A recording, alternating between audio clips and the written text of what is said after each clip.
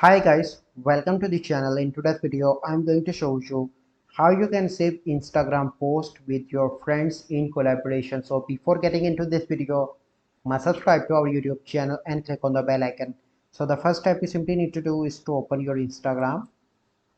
Once you open Instagram, you simply need to scroll and let's suppose I want to save this post. So you simply need to click on this save icon and click on save to collection.